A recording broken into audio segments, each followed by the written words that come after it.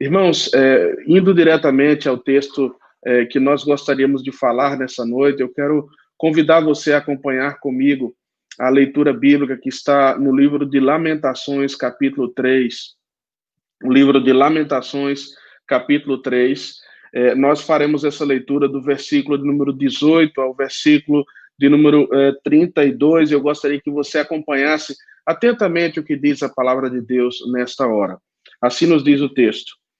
Então disse eu, já pereceu a minha glória, como também a minha esperança no Senhor. Lembra-te da minha aflição e do meu pranto, do absinto e do veneno. Minha alma continuamente os recorda e se abate dentro de mim. Quero trazer à memória o que me pode dar esperança. As misericórdias do Senhor são a causa de não sermos consumidos, porque as suas misericórdias não têm fim, renovam-se cada manhã. Grande é a tua fidelidade. A minha porção é o Senhor, diz a minha alma, portanto esperarei nele. Bom é o Senhor para os que esperam por ele, para a alma que o busca. Bom é aguardar a salvação do Senhor, e isso em silêncio. Bom é para o homem suportar o jugo na sua mocidade, assenta-se solitário e fica em silêncio, porquanto esse jugo Deus pôs sobre ele. Põe a boca no pó, talvez ainda haja esperança. Dê a face ao que fere e farta-se de afronta. O Senhor não rejeitará para sempre, pois ainda que entristece alguém, usará de compaixão segundo a grandeza das suas misericórdias, porque não aflige nem entristece de bom grado os filhos dos homens. Eu queria que você baixasse a sua cabeça por mais um instante para nós termos um minuto de oração e buscarmos a Deus nessa hora. Nosso querido Deus, nós queremos te agradecer nessa hora, Senhor, por esse privilégio de estarmos reunidos aqui como teu povo. Pedimos, Senhor, que essa palavra não seja simplesmente lida, Senhor, e nós simplesmente entendamos aquilo que intelectualmente podemos compreender, mas que nessa noite seja o teu Espírito Santo que nos mostre aquilo que está por trás das letras. Está aquilo, Senhor, que o Senhor quer falar, que talvez nós não podemos entender pelo nosso próprio intelecto, mas que o teu Espírito Santo sabe a maneira e o modo pelo qual o Senhor tem para falar aos nossos corações. Nós precisamos de Ti, nós precisamos da Tua graça. Senhor, nós entendemos que sem Ti nada podemos fazer, e é por isso que pedimos a Tua bênção nessa hora e oramos no nome de Cristo Jesus. Amém. Irmãos, certamente os tempos que nós temos vivido não são fáceis. O fato de nós estarmos nos comunicando nessa noite por esse meio de comunicação e não estando presente, né, talvez olhando uns para os outros e tendo aquela comunhão e aquela a calorosidade que nós temos quando estamos juntos, congregados, nos mostra um pouco a realidade a qual nós estamos vivendo.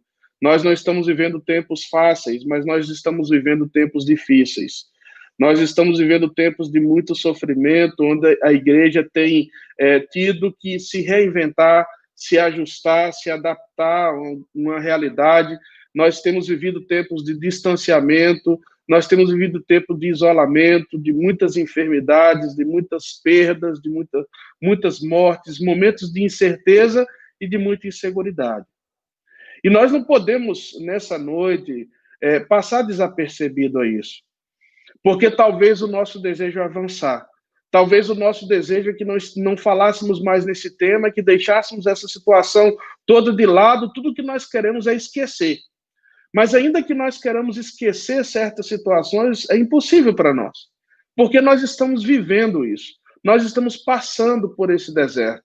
Nós estamos passando por essa realidade e ela nos traz muitos sofrimentos. E nós não podemos ser inocentes e tentar estar marginado dessa realidade, porque a própria Escritura nos fala acerca do sofrimento. E nós não estamos isentos do sofrimento, mas nós sempre estaremos diante de realidades que nos trazem sofrimento. E sofrimento, muitas vezes, por aquilo que foi gerado pelo nosso pecado, ou um sofrimento que vem, muitas vezes, para provar os nossos corações e fruto também da própria realidade a qual nós estamos vivendo. do mundo caído, o qual nós também somos parte. Estamos diante de um texto onde vemos o exemplo de Jeremias. Nós vemos Jeremias, do capítulo 1 ao capítulo do número 3, Jeremias lamentando.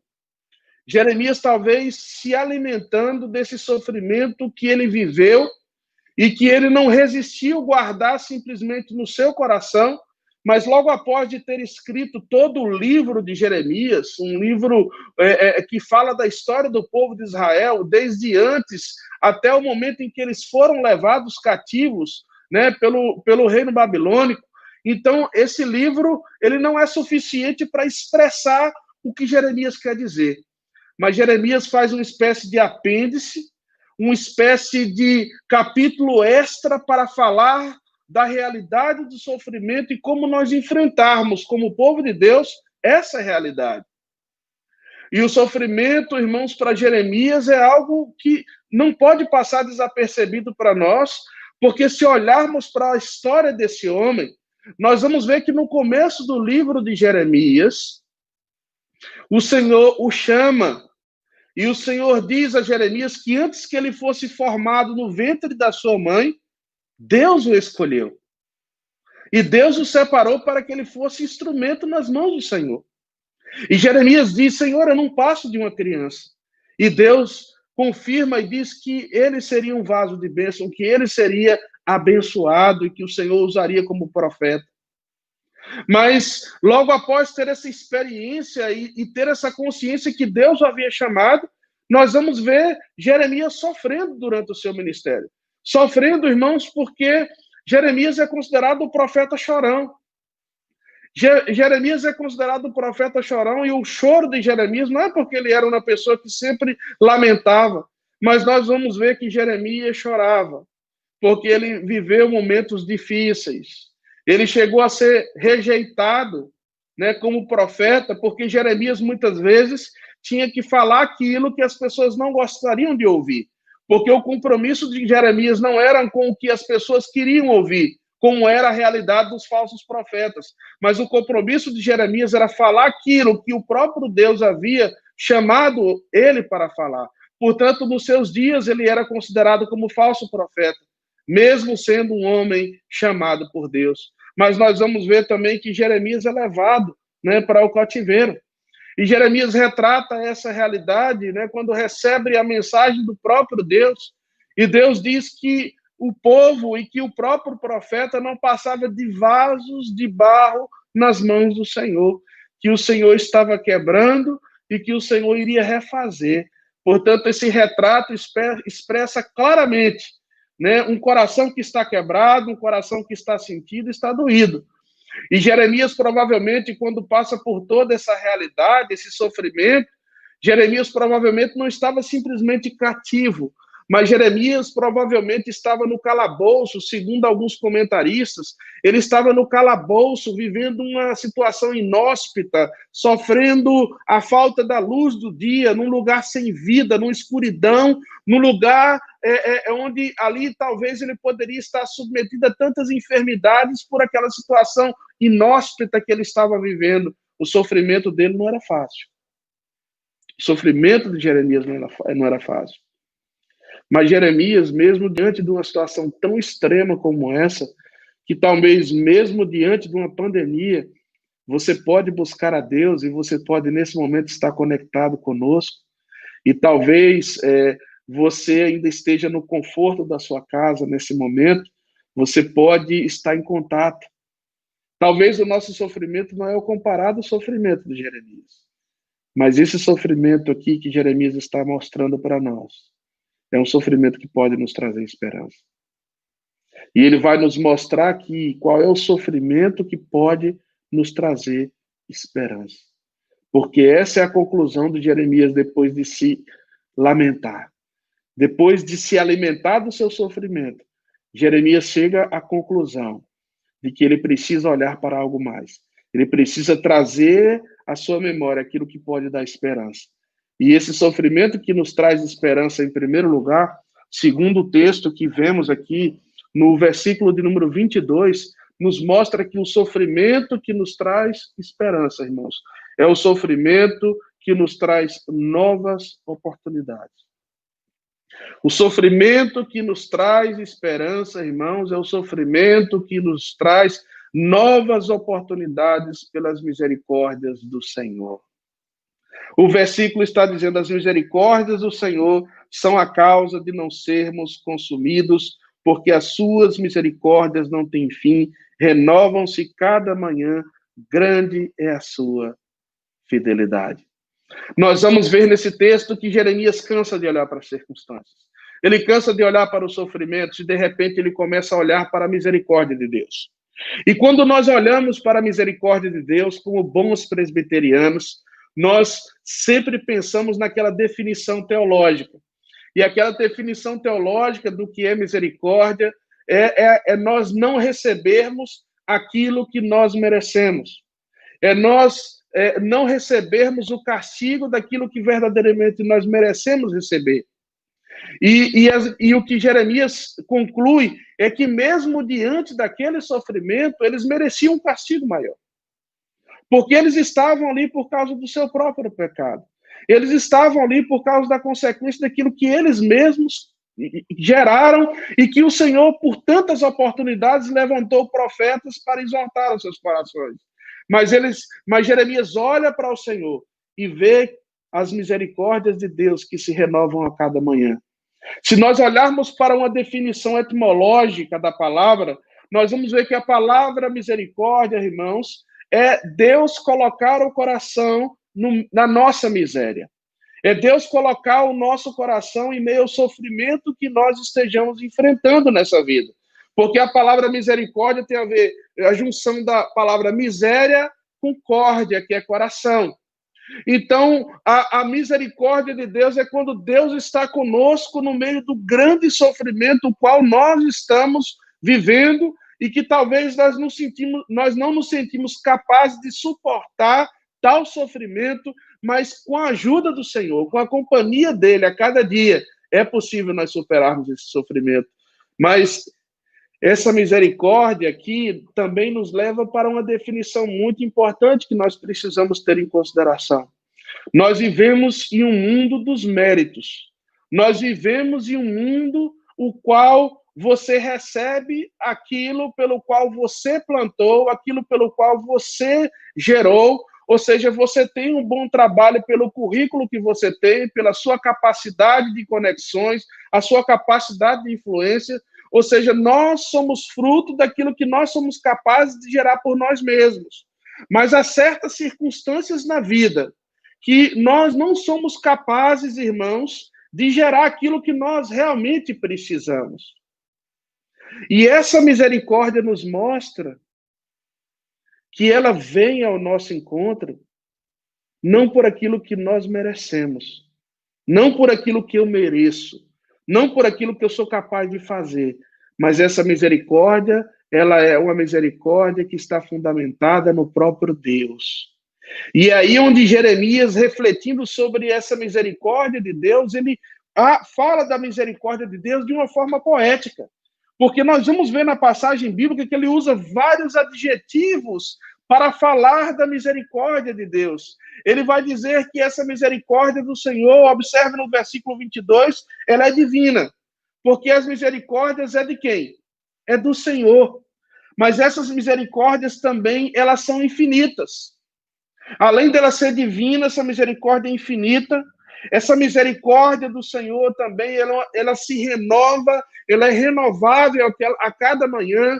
Ela não é algo que aconteceu ontem, não é algo que aconteceu há 10 anos atrás, há 5 anos atrás, mas é uma misericórdia que todos os dias vai se renovando nas nossas vidas, mas essa misericórdia também é gradual. É à medida que nós vamos precisando, é à medida que a vida vai passando, o Senhor vai nos dando uma porção diferente, uma porção especial das suas misericórdias da nossa vida. Mas essa misericórdia também, irmãos, ela é uma misericórdia medicinal, porque ela nos renova, ela cura as nossas feridas, ela restaura a nossa alma.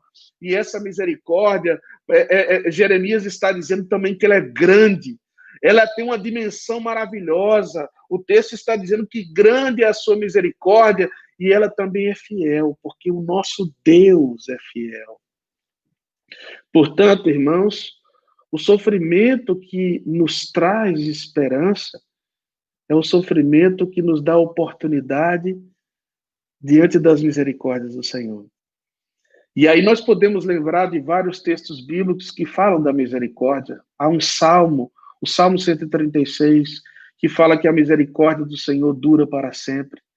Por que não lembrarmos de Paulo em Romanos, capítulo 12, que ele diz: rogo-vos, pois, irmãos, pelas misericórdias do Senhor, que não vos conformeis com estes séculos, mas transformai-vos pela renovação da vossa mente. Então, nós vamos ver que a misericórdia é extremamente fundamental e é parte dos atributos do Senhor. Mas esse texto nos mostra também, irmãos, que a esperança, né, o sofrimento que nos traz esperança, é o sofrimento que nos traz oportunidades pelas misericórdias de Deus, mas é o sofrimento que nos traz esperança, irmãos, é o sofrimento que nos faz ver o que realmente vale a pena nessa vida. É o sofrimento que nos faz ver o que realmente vale a pena nesta vida. Se você observar o versículo de número 24, o salmista, o Jeremias vai dizer o seguinte: a minha porção é o Senhor, diz a minha alma, portanto esperarei nele. Ele está dizendo: a minha porção é o Senhor. Irmãos, é interessante olhar essa passagem a partir do contexto que Jeremias está vivendo. Nós não podemos esquecer que Jeremias aqui está com o povo de Israel e ele ainda tem o retrato na sua cabeça, ele ainda tem a sua memória marcada de todas as perdas que aconteceram naquele momento. Jeremias não perdeu qualquer coisa, mas Jeremias perdeu literalmente tudo. O povo de Israel, quando foi levado ao cativeiro, eles perderam literalmente tudo. Eles não tinham nada. Eles perderam suas casas. Eles perderam, irmãos, as suas terras. Eles perderam, irmãos, os seus bens. Eles perderam a sua nacionalidade. Eles perderam, irmão, a sua dignidade, porque eles foram humilhados. Eles chegaram a perder o próprio nome, como nós vemos no contexto do que aconteceu com Daniel e seus amigos, que receberam outro nome. Eles perderam a sua própria cultura, porque o objetivo dos babilônicos era eliminar tudo que tivesse que ver com o que eles viveram no passado. Então, eles perderam tudo. E é exatamente quando nós estamos no meio do sofrimento, irmãos, da extrema necessidade, e que nós perdemos literalmente tudo, é que nós podemos encontrar o tudo que nós precisamos. E nesse texto aqui, nós vemos que Jeremias, depois de perder todas as coisas, está num contexto solitário, onde não tinha outra opção. Ele diz o seguinte: a minha porção é o Senhor. E quando nós começamos a pensar um pouco no lado do que realmente vale a pena, é quando nós chegamos num contexto, irmãos, nós entendemos a essência da vida. Quando nós entendemos, irmãos, que tudo que nós geramos nessa vida, na verdade, nada é nosso. É quando nós olhamos para o exemplo de Jó, que nós vamos ver quando Jó perdeu tudo, a esposa de Jó chega para ele e fala: Jó, você ainda vai continuar adorando esse seu Deus? Por que você não amaldiçoa esse seu Deus e morre? E Jó diz algo, irmãos, que nós só podemos entender muitas vezes quando estamos vivendo sofrimento tal qual viveu Jó. E está Jeremias vivendo. Nós nascemos nu e nu voltaremos. Portanto, quando nós estamos passando por situações como essa, nós podemos ver o que verdadeiramente vale a pena. E às vezes, irmãos, em detrimento de uma busca por um diploma, por ter um melhor título, nós acabamos sacrificando a nossa família. E muitas vezes, irmãos, por um negócio que nós empreendemos, por um desejo, um sonho de aventura, que nós empreendemos na nossa vida e, às vezes, o investimento que nós fazemos, nós investimos aquilo que não temos e que temos para um negócio que nós queremos fazer e, de repente, vemos que aquilo que nós investimos não acabou não dando certo. E quantas coisas na nossa vida nós colocamos o nosso coração e pensamos que aquilo vai preencher o espaço das nossas vidas, que aquilo vai trazer sentido, que aquilo vai trazer felicidade, que aquilo vai trazer-nos o gozo que nós precisamos no nosso coração. Nós chegamos à conclusão que nada disso valeu a pena. E Jesus diz isso claramente quando ele diz: de que adianta ao homem ganhar o mundo inteiro e perder a sua alma? Portanto, nesse tempo de pandemia, talvez nós temos resgatado coisas da nossa vida diante da situação que nós estamos vivendo. De não poder sair de casa, de não poder ir ao trabalho, de não fazer muitas coisas que nós fazíamos, de não ter o controle das circunstâncias, e ver como nós estamos fragilizados, e ver como o mundo está fragilizado. E talvez Deus está te levando diante dessa situação a você fazer uma pergunta muito importante. O que é que realmente vale a pena? Jeremias retoma aqui uma expressão muito profunda, porque ele retoma a expressão aqui que Deus usou quando as tribos, quando foi dividida as terras das tribos do povo de Israel. Nós sabemos que foi dividido as terras para os filhos de Jacó e os filhos de José, mas os levitas, a tribo de Levi, eles não receberam herança nenhuma, porque a única herança dos levitas, dos sacerdotes daquela época, a única herança que eles tinham é o Senhor. Então Jeremias chega a essa conclusão e diz: a minha herança, a minha porção da herança é o Senhor. Isso é o mais importante que nós temos na vida. Não são as bênçãos, mas é o Deus que nos dá as bênçãos. Isso é o mais importante. E hoje todos nós somos sacerdotes diante de Deus. Hoje todos nós temos livre acesso à presença de Deus. E a única coisa que nós temos nessa vida, irmãos, é o Senhor. Portanto, diante desse sofrimento, isso precisa nos trazer esperança.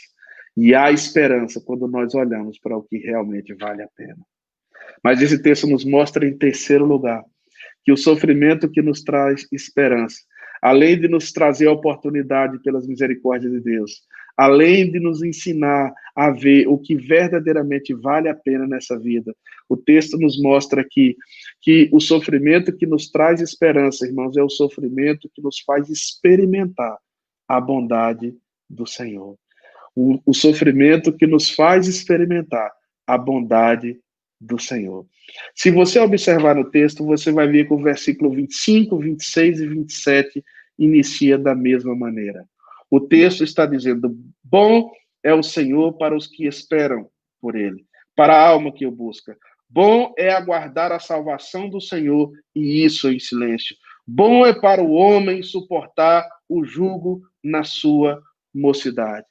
É interessante observar a construção literária que Jeremias está fazendo nesse texto. O que Jeremias está querendo nos ensinar? Né? Porque ele está falando de sofrimento, ele está falando de crise, ele está falando que ele perdeu a sua esperança, de repente ele diz que quer trazer à memória o que pode dar esperança, e aí no meio dessa realidade ele começa a falar da bondade de Deus. Jeremias resgata algo muito interessante nessa construção fraseal aqui, irmãos, e vocês podem ler depois com mais cuidado em suas casas, né? Mas Jeremias está dizendo algo muito simples aqui. Nessas três expressões, Jeremias está querendo dizer que nós podemos ver a bondade de Deus nas diferentes esferas da vida que nós vivemos, nas diferentes circunstâncias da vida que nós vivemos, nos diferentes momentos e etapas de vida que nós vivemos, nós podemos perceber a bondade do Senhor. Se você observar o versículo 25, você vai ver que Deus é bom quando tudo está bem. Jeremias está dizendo: bom é o Senhor para os que esperam por ele. Ou seja, Deus é bom quando tudo está bem. Mas Jeremias está mostrando no versículo número 26 que Deus é bom, irmãos, quando nós estamos ansiosos, quando nós estamos preocupados, quando nós estamos querendo algo mais, quando nós estamos naquela situação em que as coisas não estão ruins, está ruim, mas está bom. Não está tão ruim, mas também não está tão bom. Deus é bom quando as coisas estão assim, estabilizadas. Mas Deus é bom também, irmãos, quando tudo está mal. O versículo nos mostra aqui, o versículo de número 27, está dizendo: bom é para o homem suportar o jugo na sua mocidade. E aí, a partir dos versículos seguintes, ele vai descrever esse jugo, ele vai descrever essa angústia, ele vai descrever esse jugo que ele está vivendo de escravidão. Ou seja, Deus é bom quando todas as coisas estão ruins. E a conclusão que nós podemos chegar aqui é muito simples, irmãos. A conclusão que nós podemos chegar aqui é que as pandemias vão e vêm. A conclusão que nós podemos chegar aqui é que as autoridades vão e vêm. O que nós podemos concluir nesse texto aqui, irmãos, é que o nosso ânimo ele muda. As autoridades mudam. As estações do ano mudam. As condições financeiras mudam. A nossa saúde muda. Nós mudamos de cidade, nós mudamos de igreja, nós mudamos constantemente nas nossas vidas. Mas Deus é o mesmo. E a Bíblia está dizendo que Deus é bom em todas as circunstâncias da vida. E é aí que nós podemos entender quando Davi, de uma forma poética e uma forma maravilhosa, Davi diz no salmo mais conhecido, o Salmo 23, certamente a bondade e a misericórdia do Senhor me seguirão todos os dias da minha vida. E na casa do Senhor morarei por longo tempo. Ou seja, Davi está dizendo que a bondade do Senhor sempre está conosco. Que nosso Deus é bom, que a sua bondade é maravilhosa sobre nós. Portanto, irmãos, eu me lembro também daquilo que o próprio Paulo diz em Romanos, capítulo 8. Ele diz que todas as coisas cooperam para o bem daqueles que amam ao Senhor e que são chamados segundo o seu propósito. Eu amo, irmãos, aquele exemplo de José. O exemplo de José que, estando diante dos seus irmãos e os seus pais, e tendo a oportunidade de se vingar, e tendo a oportunidade de vingar todas as coisas ruins que os seus irmãos e a sua família fez contra ele. Mas José, na sua maturidade e vendo a bondade de Deus, ele diz o seguinte: tudo que vocês intentaram fazer de mal contra mim, Deus transformou em bem. Porque esse é o Deus que nós seguimos. E o texto está nos mostrando, irmãos, que Deus não está disciplinando o seu povo porque ele quer castigar, porque ele quer fazer-nos sofrer, porque ele não se preocupa conosco, porque ele esqueceu de nós, porque ele é indiferente ao nosso sofrimento. Mas esse texto nos mostra aqui que Deus é bom e tudo que ele está fazendo é bênção nas nossas vidas, é para abençoar as nossas vidas, porque ele é um Deus bom. Mas esse texto aqui, irmãos, ele nos mostra, em último lugar, que nós podemos ter esperança em meio ao sofrimento, porque o sofrimento que nos traz esperança, irmãos, é o sofrimento que nos traz novas oportunidades pelas misericórdias de Deus. É o sofrimento, irmãos, que nos faz ver o que verdadeiramente vale a pena. É o sofrimento, irmãos, que nos faz experimentar a bondade de Deus. Mas é um sofrimento, irmãos, que nos faz crescer espiritualmente. É um sofrimento que nos faz amadurecer, que nos faz parecer cada dia mais com o Senhor. E nós vamos observar isso quando nós olhamos dos versículos seguintes. Nós vamos ver que Deus está moldando o caráter de Jeremias, que Deus está moldando o caráter do povo, do seu povo. Nós vamos ver, como no versículo 28, nós vamos ver o Senhor humilhando esse profeta. Nós vamos ver o Senhor humilhando o seu povo. Nós vamos ver que Deus humilha o seu povo porque ele quer exaltar. Porque quando nós nos humilhamos, o Senhor nos exalta. Não é assim que Tiago diz no capítulo 1, irmãos, que nós temos que ter motivo de toda alegria quando nós estivermos passando por todas as provações. E nós vemos nesse texto aqui que o Senhor está humilhando o seu povo. Deus está nos humilhando. E muitas vezes, irmãos, essa humilhação tem o propósito de trabalhar o nosso caráter, de trabalhar a nossa humildade, de nos levar para as coisas simples e essenciais da vida. Mas nós vamos ver aqui que Deus está trabalhando a submissão do seu povo, porque no versículo de número 29, o Senhor está dizendo, põe a boca no pó, talvez ainda haja esperança. Mas nós vamos ver que Deus está trabalhando aqui no coração do povo também a mansidão, porque o versículo de número 30 diz o seguinte, dê a face ao que fere, farta-se de afronta. Ou seja, como nós ainda vamos dar a face para pessoas que estão nos destruindo, pessoas que levaram as nossas casas, que tiraram os nossos bens, que nos levaram escravos, que estão nos humilhando, como nós ainda vamos dar a nossa face, porque a nossa vontade seria destruí-los, a nossa vontade seria jogar os seus filhos contra a parede, como nós vamos ver no Salmo de número 137, né, que os inimigos pediam para que eles cantassem canções, e eles diziam, como nós vamos cantar canções se estamos humilhados, se estamos aqui vivendo essa situação tão difícil?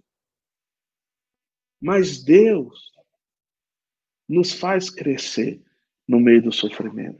Ele vai moldando as nossas vidas. Nós vamos ver que Deus está nos reconciliando no meio do sofrimento. O versículo de número 31 está dizendo, o Senhor não rejeitará para sempre, pois ainda que entristece alguém, usará de compaixão segundo a grandeza das suas misericórdias. Porque não aflige nem entristece de bom grado os filhos dos homens. Ou seja, Jeremias está pensando nisso, e Jeremias está dizendo assim, eu sei que o Senhor está corrigindo a mim, eu sei que o Senhor está corrigindo o nosso povo porque Ele ama. E o livro de Hebreus nos faz entender muito bem isso, porque diz que Deus disciplina a todos aqueles o quanto Ele ama. Portanto, irmãos, o contexto social que nós estamos vivendo hoje é um contexto de castigo para aqueles que estão debaixo da ira, que estão contra a vontade de Deus. Mas para nós, como povo de Deus, nós podemos ver que o Senhor está nos ensinando, que o Senhor está nos fazendo crescer, que o Senhor está fazendo que nós amadureçamos, que nós vejamos a vida de uma forma diferente, está levando a igreja a ser provada, a ser depurada, a ajustar, a se reinventar, a fazer coisas novas, porque eu tenho certeza que Deus abençoou a Igreja Unida nesses 120 anos, mas Deus também tem coisas grandes para fazer nessa igreja nos próximos 120 anos, ou nos anos que Deus conceder a essa igreja.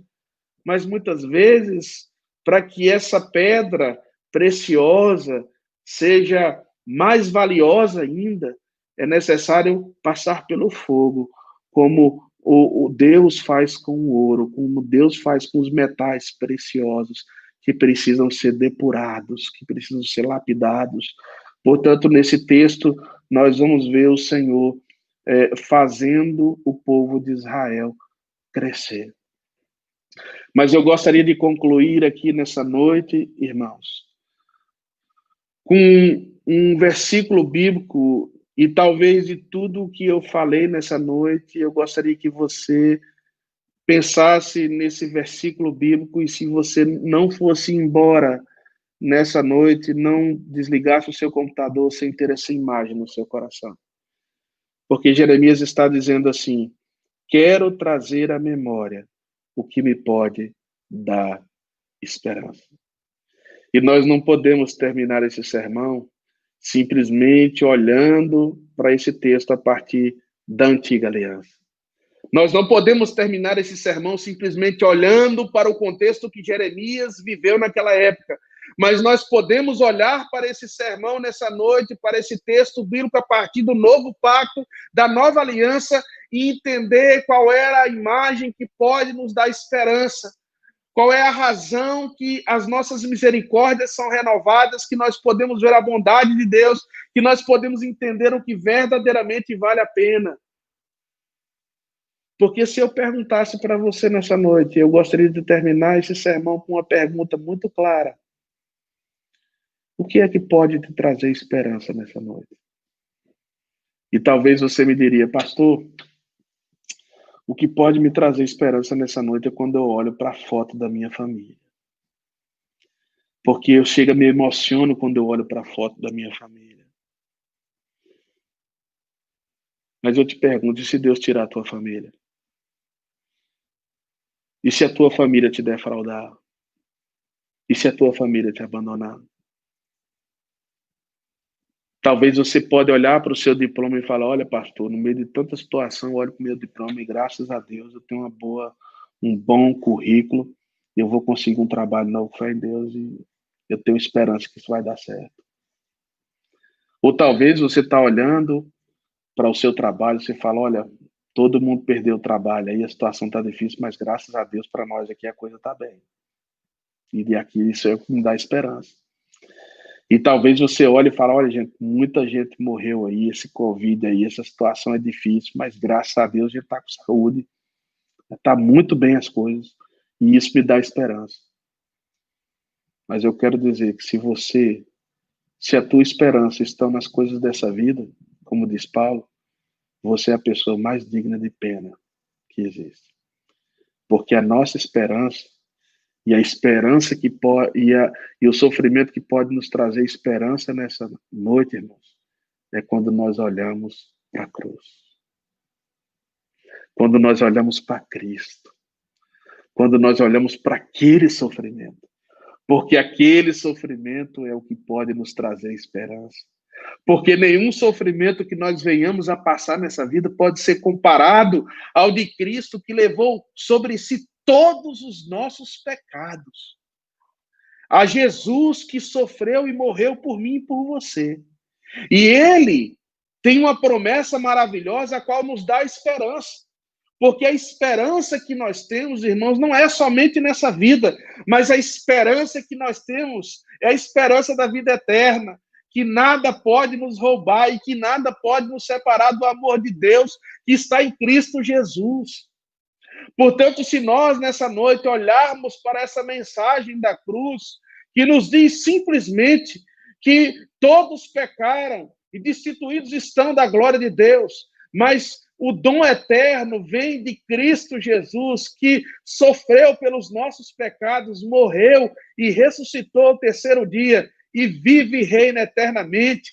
Nós podemos ter esperança, porque nós temos a certeza da vida eterna. Portanto, eu quero convidar você nessa noite, trazer à sua memória o que verdadeiramente pode te dar esperança. Porque quando nós olhamos para a cruz, nós podemos ver que nós merecíamos, mas o Senhor foi misericordioso. Nós merecíamos estar naquela cruz, mas Ele usou de misericórdia. Nós podemos entender que vale a pena a nossa vida, por quê? Porque Cristo deu a sua vida, porque Deus deu o seu único filho para morrer por mim e por você. Vale a pena a nossa vida, porque Ele morreu por nós. E agora nós não vivemos mais para nós mesmos, nós vivemos para a sua honra e a sua glória. Nós podemos entender que Deus é bom, porque Ele deu o seu único filho por nós. E nós podemos crescer no meio do sofrimento, porque Jesus diz, no mundo tereis aflições, mas tende bom ânimo, porque eu venci todas as coisas. Qual é a situação que você está vivendo hoje? Como está o seu coração? A minha oração é para que a Igreja Unida de São Paulo seja uma igreja que, no meio desse sofrimento, possa trazer esperança aos corações que estão aflitos e desanimados, e que Deus possa abençoar e edificar a sua igreja no meio das provações.